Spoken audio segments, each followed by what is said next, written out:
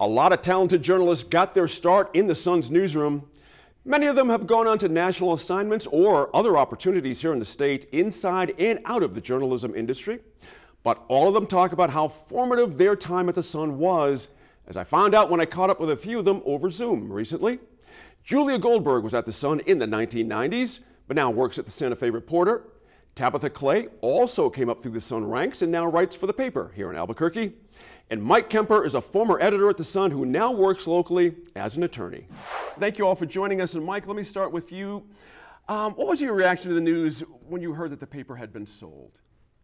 Well, I heard it from Braden, and that's what I called the younger Bob. I heard from Braden about it, and I couldn't talk him out of it. We're friends, and I've been associated with the paper since I left, but I couldn't see a way of talking him out of it. I know what the daily grind is for him and how tough it is to keep that going. And but I did shed a tear. I mean, to see the paper out of the Trapp family was something that really hit me hard. But, you know, I understand why he's decided to sell and had an opportunity to sell. And so I think it's great that he's going to get to live his life outside the daily grind of running a weekly newspaper. Mike, when did you start there and how many years were you there? I was there from 89 until 96. So Okay. I was a reporter for about a year and a half, and then became news editor under Bob Trapp for the remainder of that time, and really enjoyed my time there as a reporter and editor.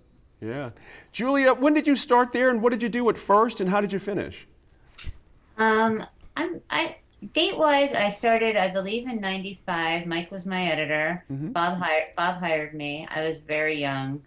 I can't do the math on it, but I was young enough that I had the school beat and was frequently mistaken for a student as I wandered around Espanola High School. Love it. And I was there about 2 years. Interesting. Yeah, a lot can happen up there in just a couple of years. Obviously, the same question for you, Tabitha, as well. When did you start and how long were you there as well? I started in October of 2018, and actually I was there just a year, and I left in October of the next year. Yeah. And I was the cops and courts reporter. Yeah. Julianne, I want to pick up on something Mike just said a second ago. Can you picture this paper without a member of the Trapp family running it? Is that something you can get your head around at this point? I mean, no, not really. I mean, I do understand, the Sun, I think for anyone that worked there, and certainly for Bob and for Ruth, I mean, it's a labor of love. They were always there. They worked really hard. So I don't think you can force somebody into committing a labor of love. They have to actually want to do it. Yeah. I can imagine it having been put into other hands. I think having it put into the hands of a media group with such strong political affiliations is a whole other ballgame, and so that confuses the issue for me. So I'm choosing just to focus on nostalgia personally at the moment, but I don't know what it'll mean. Well, you brought us here, so let's go there. This new ownership group is a very interesting situation, and we just interviewed Robert here just a little bit ago. He mentioned that he had not met with the owner group, just with the initial person, and then it got turned over to Harvey Yates, so he really doesn't know who the ownership group is. Julia, now this will be a good one for all of you here. What's your biggest pause that you have coming in with this new ownership group? What worries you the most? I don't think people with political affiliation should own newspapers. It's not a very complicated viewpoint. I just don't think that they should. I think it becomes problematic. I think I would feel the same way if it were people associated with the Democratic Party or the Green Party or anybody. I mean, I think it just lends itself to the issue of bias, and it seems very strange to me. And I think there were probably other options that could have been pursued. That's not for me to say. Tabitha, let me bounce to you real quick. Your employer is an Albuquerque City Councilor, Pat Davis. Does this give you pause at all? I don't know Pat. Okay. I don't talk to Pat. As far as I know, he has nothing to do with anything I write, and definitely I've never heard don't write about Albuquerque or these problems in Albuquerque. Okay. So in my mind, I think that there can be good editorial separation. I don't know how that'll play out at the Sun. I know how it plays out for me. In general terms, though, where Julia was a second ago?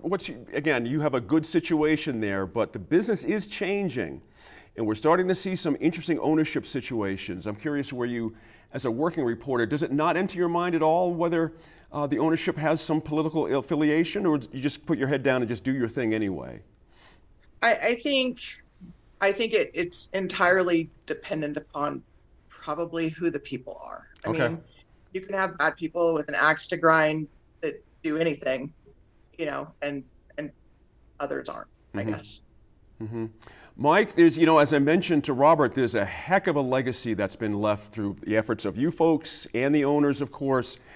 And all of that seems to be is going to flip in a little bit. I'm interested in how you all feel about the local community and how they might receive a change in the paper that is this drastic, something they've been relying on for a number of years. What's your sense of it, how Espanola is going to take the new ownership and their new attitude about it? Well, I think the Rio Grande Sun has a vibrant readership. It's not as high as it was back in the 90s when Julia and I were there, but it still has a loyal following. The problem is that you've got younger folks that want to get their news off the phone and rather than picking up the paper on a Wednesday night. So that's an issue. But I think that there's going to be a lot of people, as Robert said in his last editorial, that there's going to be a lot of people cheering that the Traps no longer have a paper. But there's going to be a lot of people who aren't cheering and who look towards it. I mean, that the paper was definitely a fourth estate in that community, and we had people that fugitives who turned themselves in at our office. We had people calling up, as a different form of government, not government, but they knew that they could trust us and they knew that they could reach out to the paper and get some results. And so, I think that's going to be an issue that the community is going to look at and say, is this going to be the same local paper? I mean, the Traps lived and breathed in Espanola. Right. And when you have somebody that's coming in from out of state to run the paper, you're going to have some issues about that. I mean, how well do you know the community? And, there's a good group of reporters right now who can carry the torch, but you just don't know. And I think there's going to be a little bit of hesitancy about, where this is coming from. Julia, I'm interested in your opinion on this. Critics of the paper back when, often claimed the paper was like too negative. I used to hear that a lot, too negative. In its watchdog role, but Politico is mainly the ones that were complaining. Is the loss of that role concern you? Because that watchdog role is very serious for the Sun. Yeah, I mean, the ad that I responded to when I applied that I have before me, I didn't wear reading glasses when I worked at the Sun, that's how long it was, said, the worst hometown newspaper that ever existed has an immediate opening for a general assignment reporter covering exciting Rio Arriba County. And I think, Mike, tell me if I'm right, I think that was a quote from one of the Sun's critics that appeared in a Smithsonian Magazine article about the Sun, that sort of commemorating, the relationship that it had with the community. And I can't imagine even then, even however many years ago, it was rare to find a place where you could work where a newspaper was so connected to the community, where people would call you and want to meet you in an alley and they'd hand you phone records they had gone and gotten themselves to give to you. And that, they would show up in the office to complain to Bob about me while I was sitting there, and then they'd leave and Bob would give me a $10 raise like every time someone showed up to complain about me. I don't think those experiences, I can't imagine having been a journalist without them, and I feel sad at the idea of other journalists not getting to have that. Tabitha, you weren't there a whole long time, but I'm curious what you learned during your time there and how it's helped you in your current endeavors.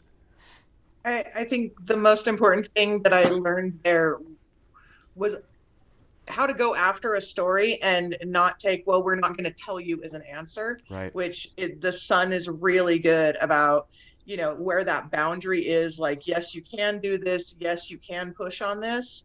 And just a really supportive newsroom as far as like what goes on in the climate there, especially for me when I was reporting on policing. it was helpful. Oh, you did policing? No kidding. Oh, I mean, are you ever going to have a beat that's that intense again? I mean, policing in Oribe County that's a heck of a beat. What did you take out of that? Does that inform what you do today?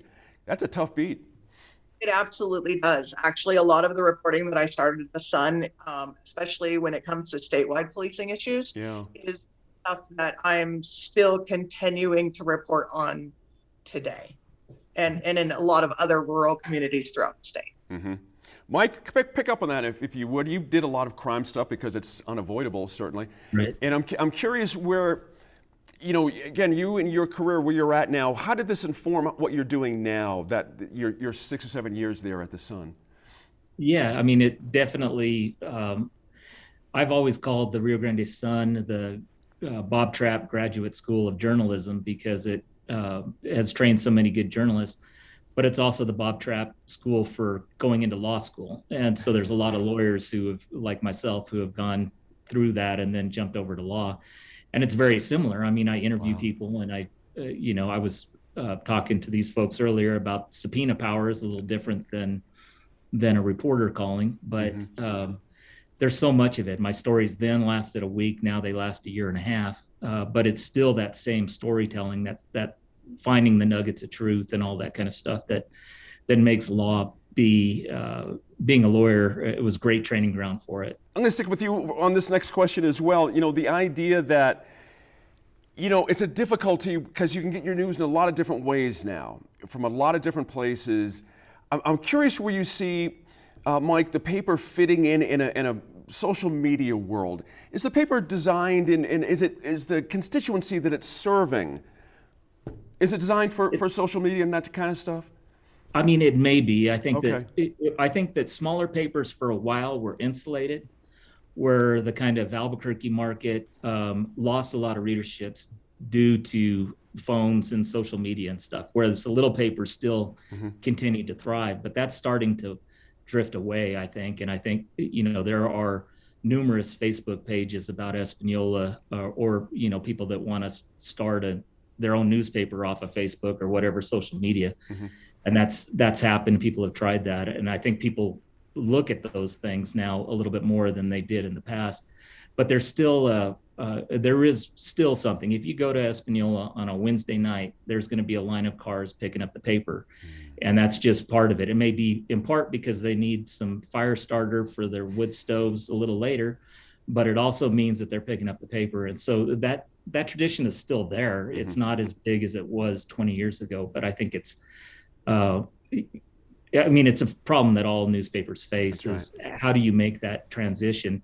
And, hopefully if there's an infusion of money from these new owners and they can reach out through social media and keep local journalism alive in Espanola, then that's great. But it's going to be a little bit of a hard sell, I would think, for any local paper to kind of get the attention from people when they're getting all their news from Facebook. That's right. Julia Goldberg, the Santa Fe Reporter, Tabitha Clay, you just heard from the paper, and Mike Kemper, former editor at the Sun, now an attorney. Thank you guys very much. Very interesting how you have come through this whole process of this fascinating, I think it's one of the most fascinating local papers in the country. I mean, I look around the country at these things a lot. There's not many out there that has a legacy like the Sun. There just isn't. You agree with that, Mike? You're the same thought? Absolutely. Yeah, it's very interesting when you really step back from it and look at it, and you should all be proud of your contributions to that as well. So, guys, next time we'll talk more about media stuff. We appreciate your time today. Thank you. Thanks, Gene.